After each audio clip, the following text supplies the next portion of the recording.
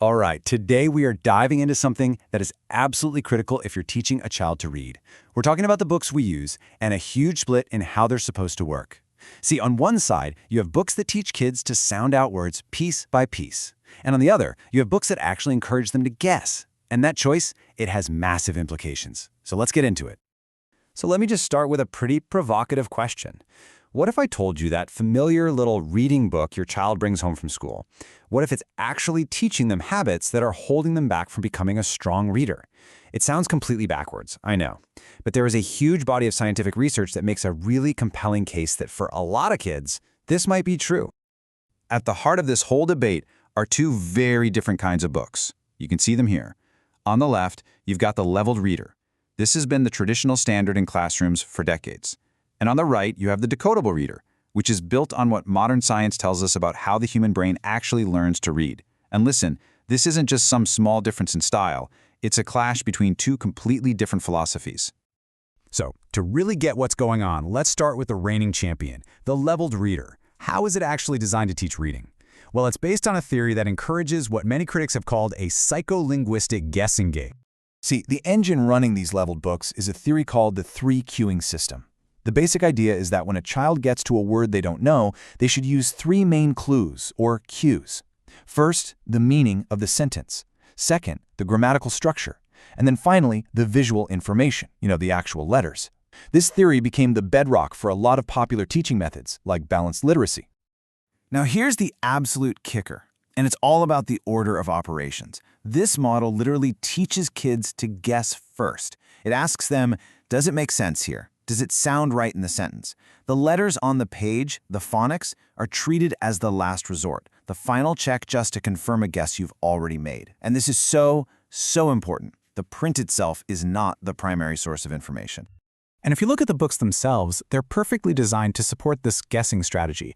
They almost always use these super repetitive patterns, I see a cat, I see a dog, and they pair that with huge picture clues. This basically trains kids to memorize the sentence pattern and then just look at the picture to figure out the last word. In other words, it encourages them to look away from the text. The system itself promotes what researchers call decoding avoidance. And here is the really dangerous part. Brain science has shown us that struggling readers and people with dyslexia naturally fall back on these exact same guessing strategies to compensate for their difficulties. So this method doesn't just fail to help them, it actively trains all students, even the ones who would have been strong readers, to use the inefficient habits of poor readers. And that can mask who's really struggling for years. Okay, so if guessing is the wrong path, what does the science actually tell us? Let's switch gears and look at what decades of cognitive neuroscience have revealed about how our brain really reads. How does a word go from being just a bunch of squiggles on a page to something we recognize instantly? Well, it comes down to this incredible mental process called orthographic mapping. It's basically the brain's filing system. It's the mechanism where we take a word, we unconsciously break it down into its individual sounds, the phonemes, and then we permanently bond those sounds to the specific letters that represent them. That process is how we build up that massive library of words we recognize on sight without a single bit of effort. And this slide just lays it out so perfectly. The old method, on the left, encourages this really weak form of storage, basically trying to remember the visual shape of a whole word.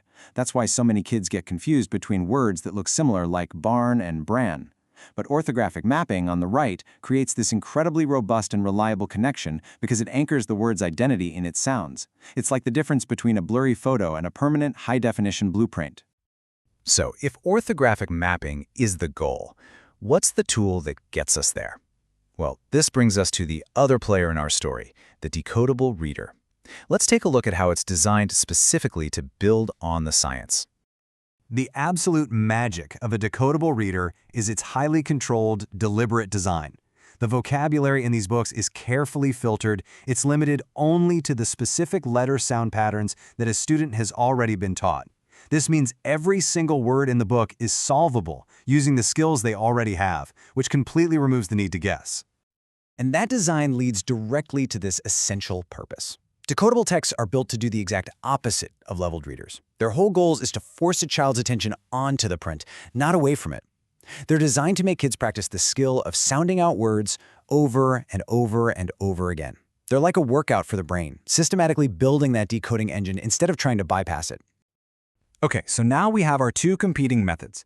One is based on a decades-old theory about guessing, and the other is based on modern neuroscience, tradition versus evidence. So, which one actually works? Let's look at the research. Okay, you're going to want to hear this. The entire foundation of leveled reading. This whole idea that a kid has to read books at a very specific instructional level. That was popularized way back in 1946. But in the 1980s, when researchers went back to find the original data to validate it, they discovered something incredible. It didn't exist. The data, the levels, they were completely fabricated in the student's dissertation. The whole concept was built on thin air, not science. And it's not just that the original study was a bust. Modern researchers are crystal clear on this. This quote really sums it up perfectly. There is no empirical evidence whatsoever that teaching kids at these so-called instructional levels gives them any kind of advantage. In fact, some studies show kids actually make more progress when they're given more challenging texts, not artificially simple ones. And when you look at the outcomes, the contrast is just staggering. One major meta-analysis found that a systematic phonics approach, one that uses decodable texts, was 1.5 times more effective at preventing reading disabilities than the models that use leveled texts. Now, 1.5 times might not sound like a lot, but in educational research, that is a massive, massive difference. This table really just brings it all home, doesn't it? It's the whole story in a nutshell. You've got leveled readers on the left, based on guessing, decodables on the right, based on the science of reading. The goal of one is to predict, the goal of the other is to decode accurately. The go-to strategy is what makes sense versus sound it out. And the risk? It couldn't be clearer. One method actually hinders the very skill it's supposed to be building, while the other is designed specifically to strengthen it.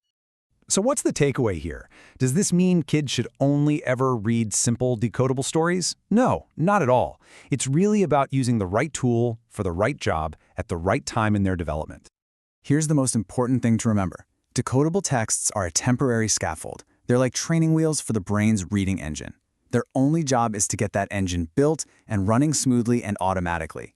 Once it is, and for most kids that happens by the end of first grade or so, they can take the training wheels off.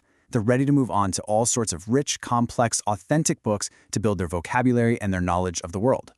So the evidence really points to a clear game plan. During that critical early stage when kids are learning the code, decodable books should be their #1 practice tool, period. At the same exact time, we, teachers and parents, should be reading complex, wonderful, authentic stories aloud to them to build their vocabulary. And finally, we need to shift how we assess kids. We need to move away from these arbitrary reading levels and start measuring what actually matters. Have they mastered the foundational skills they need to read? And all of this brings us to one last, really crucial question. For decades, science has given us a clear blueprint for how to build a strong reader. It's a process of systematically and explicitly teaching the connections between sounds and letters. So given everything we now know, why on earth are we still asking our kids to guess?